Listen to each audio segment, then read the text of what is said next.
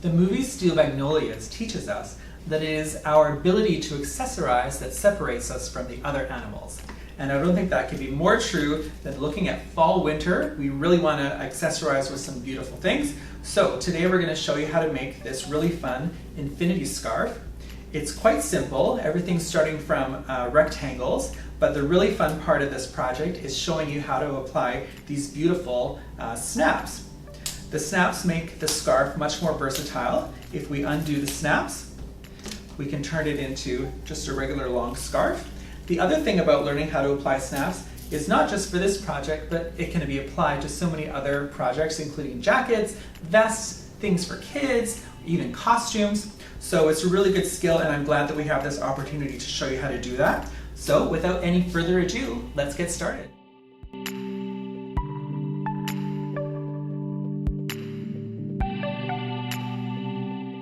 So let's take a look at the materials we're going to be using today. We're going to start by talking about our fabrics. We have chosen this nice, it's actually like a heavy knit. It's got a bit of stretch to it, but it looks very much like a menswear suiting with that beautiful herringbone texture. It's very soft against the skin too, which is good for a scarf. And then we've got this beautiful faux leather in this really nice luggage brown color that I think would be a really nice masculine contrast with the herringbone. We've got a little bit of interfacing we're going to use to stabilize the placket and stabilize our fabric. I'm going to be using a rotary cutter to cut all my pieces. They're all basically rectangles, so I can do that with my rotary cutter. If you'd like, of course, please use scissors, have a marking pencil and a ruler, and you can do all the exact same things that we're doing with the rotary cutter. The other tools that we're using today that we haven't shown you before are the snaps. We're going to be using these heavy-duty snaps. These are by Dritz. The style is 5-32 in this beautiful kind of coppery bronze color. We had to get the heavy-duty snap tool. This is Dritz, item number 3. I've got a little punch to make the holes for the snaps, and then to hammer on the snaps I've got a block of wood to protect my table and a hammer. You always want to have a block of wood even if you're doing it on the floor, especially if you have tile floor. You never want to put a hammer on your tile floor because you could end up getting a crack. So now that we know our materials, we can move on to the cutting.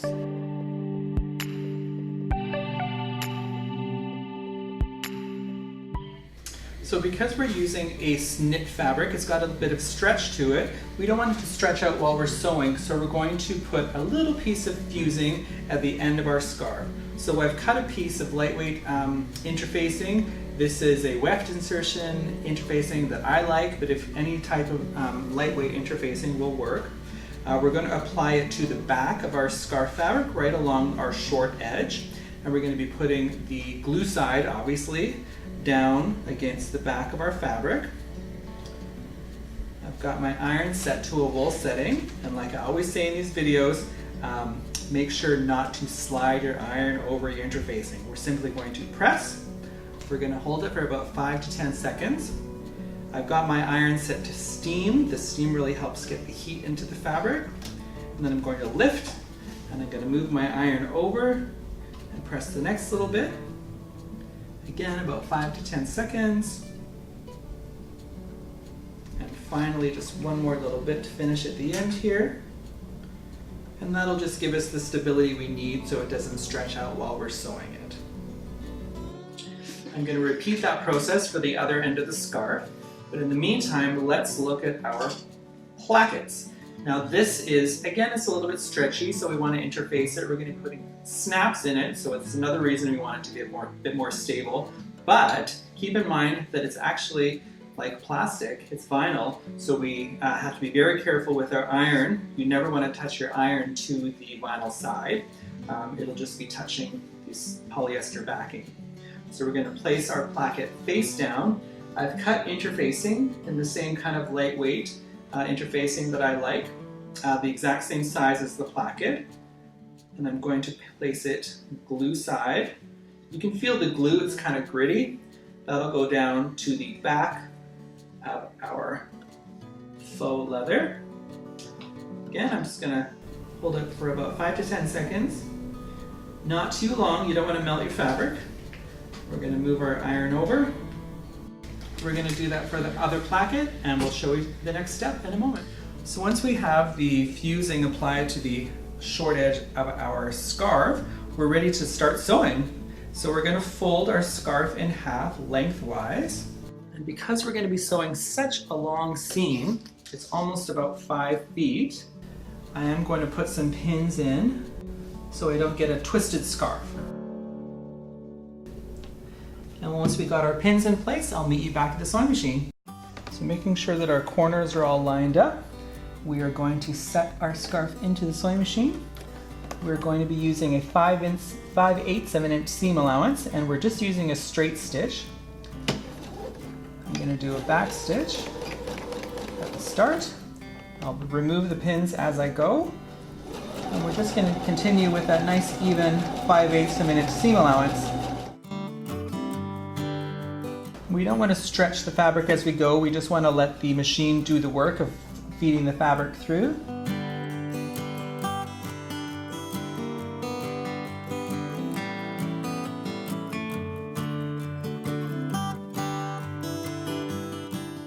This is a little back stitch to hold it all in place.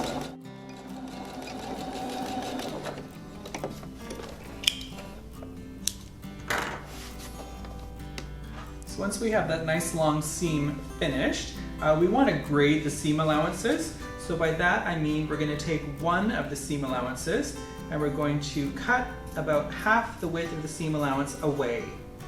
I'll continue to grade that seam and then I can show you the pressing and turning. So we've got our seam beautifully graded, and the grading is just to reduce bulk for when we turn the scarf back around.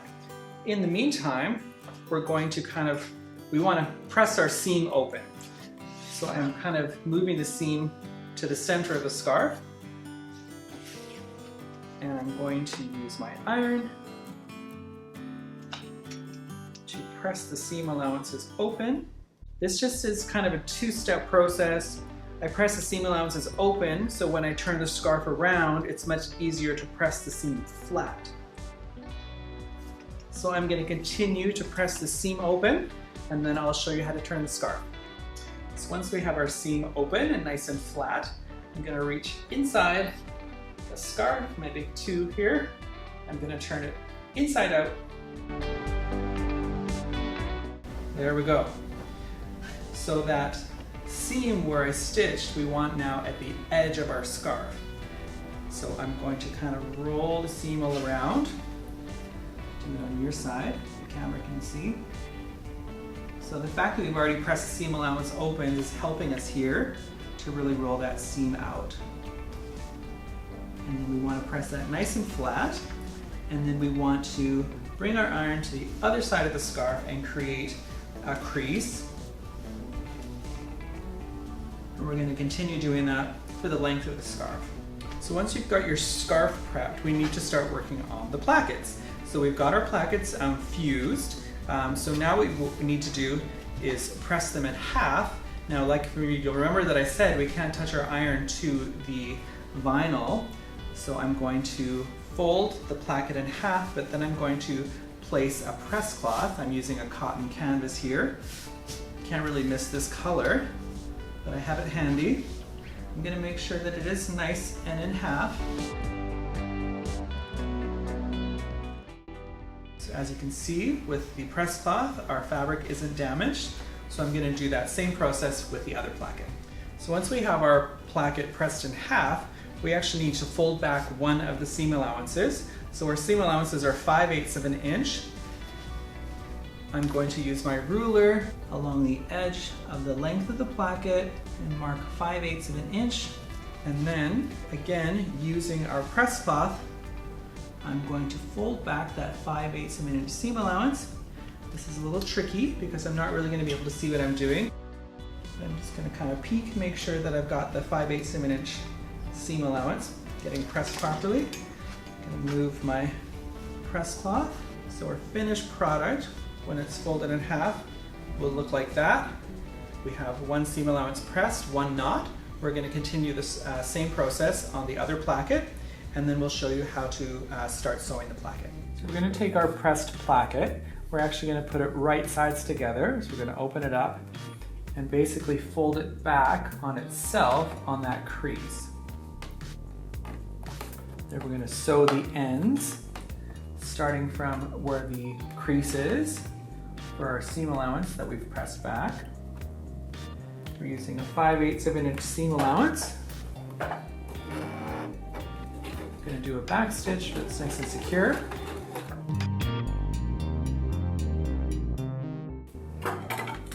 So I'm going to do this at both ends for both plackets, and then what I need to do is trim the corner through all layers, and I'm going to trim the seam allowance through one layer, and that's going to make the placket sit a lot flatter once it's turned. We are going to turn the placket around and roll the corner out so we have a nice square corner. So once we've stitched and turned our placket, we're ready to stitch it to the end of our scarf. If you're feeling a little bit less confident and you want to baste the end of your scarf closed, that's maybe not a bad idea. You can just use a 1/4 inch wide basting stitch. And you may also, because we're going to be stitching through 3 layers, you might want to put a few pins on to pin the placket to the scarf. It's not a very long distance, it's just 8 inches, so I'm going to risk manage that and start stitching. I'm going to pull the top of the placket away from the edge so I can really get my needle close to where I've stitched previously.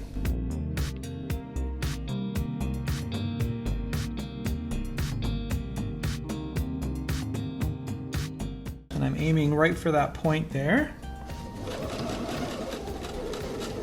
There's the back stitch.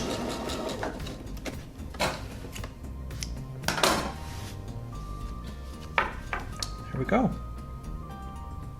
So once we have our placket stitched to the end of our scarf, we want to grade these seam allowances. We have kind of 3 thick layers of fabric here, and if we just kind of stitch over them, it's going to be quite bulky.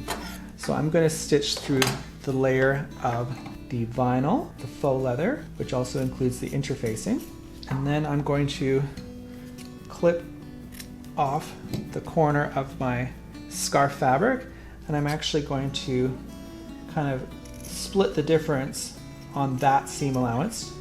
So just through the one layer of the scarf. So you can see that we basically tiered our seam allowances. So we have a really short seam allowance, kind of a medium, and then we've left the other one as the original. And then when we turn our placket around, we're basically going to fold the seam allowances to the inside of the placket. And then I will show you how to stitch that in place. So we've graded our seam, we've pushed the seams to the inside. Now I'm going to top stitch the placket closed. We don't want to use any pins for sure, because that would leave holes in our faux leather. And if you'd like, if you're having a difficult time, sometimes with faux leather, it doesn't want to feed through your machine, so you could slip stitch that close by hand, and we will include a link to our slip stitch video in the description. But I'm going to go ahead. I've got my walking foot on my machine, so hopefully it's not going to gum up on me. I'm not going to go right from the edge. I'm going to go a little bit in from the edge, because that'll give me a little bit of leverage getting the work through the machine. I've got my folded edge of my faux leather lined up about 1/8 of an inch over from my needle. And I'm just going to stitch right off the edge. Remove the work from the machine, and then with my hanging threads, I'm actually going to pull on the bobbin thread, and that will release the needle thread, and I'm going to tie that off with a nice tidy knot and clip it. So once we have our plackets on our scarf, we are ready to apply the snaps. It's the last step. It's a little tricky, and this is the first time we've ever done a video on snaps, so I'm glad we have this opportunity. As I mentioned before, we're using the heavy-duty snaps in this beautiful kind of coppery bronze color. I really like them because A, the color is going to be amazing on this nice luggage brown, and B, we're using the heavy-duty snaps so it has that nice chunky look to it. It's very kind of wintry, it's quite masculine, and it'll also be quite durable. So we're gonna have a close-up. I'm gonna show you how to measure and mark the snaps. So our placket is 1.5 inches wide finish, so we want to divide that in half with our chalk marker. So I'm gonna use my ruler to find the 3/4 inch line, and I am going to mark that line, basically halfway point of the placket. Once I have that done, I'm going to use a marker. And our first snap, we want to have 3/4 inch away from each end. So I'm using my ruler to mark on the chalk line, one mark at 3/4 inch from each edge. Then I'm going to measure the distance between those 2 points, which is about 6.5 inches. So in half, that's 3.25. And I'm going to divide that in half again. 3.25, so that's about 1 5/8, sorry. And I'll do the same thing here. We're using 5 snaps. If you decide you want to have fewer snaps, you could do 4. I think 6 would be a little overkill. I like the idea of an odd number. So I've got those marked. We are ready to start applying the snaps. So the tools that we're going to need are the punch. This is basically a little piece of metal with a ring at the end. We've got the other 2 pieces. This is opens the snap up, and a little base so that we're not damaging anything.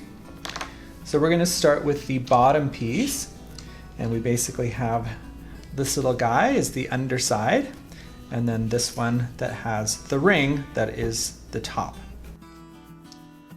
So using my little punch, I'm going to line up the ring with the mark that I have made. I'm going to place that little metal piece on the underside just to give me a nice strong base to hammer into. I'm going to line up my punch with my hole with a really good whack of the hammer. That will create the hole. So the next step is, from the underside, we're going to put in the taller piece with the narrow stem.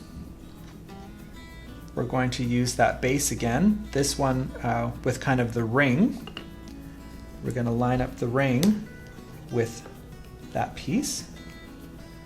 We're going to place the top portion of this part of the snap over. We're going to get our spreader, that's the fatter metal piece that we have, and we're putting that what kind of looks like a screwdriver down into the center of the snap. We're going to hold that in place, and again a couple of good whacks of the hammer. And what that does is it spreads, it flours that piece, creating our adhesion. So before we continue to put in the rest of the bottom sides of the snap, we're going to start to show you how to do the top piece. So make sure you fold your scarf kind of back on itself, because we basically want the snaps to kind of go on top like that. So we'll be using 2 different pieces, the really pretty coppery piece, and then this piece that's more like a larger ring, and those will kind of connect like that. So we want to make sure when we apply the snap that we're applying the pretty part to the top and the ring to the underside. Just make sure you've got that figured out before you start. You don't want to have to undo a snap. The procedure for cutting the hole is exactly the same. If you find you're getting a little bit of fabric in the cutter, you can always just use a pin to dig that fabric out. Again, just kind of make sure we're doing the right thing. Our overlap is correct. We're putting the top piece of the snap, the pretty piece, through the hole. Then we're going to apply this ring piece so the flat side of the ring goes onto the snap. Then we're going to use actually the more concave piece of this little disc, and the top piece of the snap will sit in there, so that'll hold it nice and snugly in place. Then we're going to use the spreader tool again. I'm going to line that up with the center of the snap. A couple of good whacks. That spreads the piece, and we have a nice secure snap.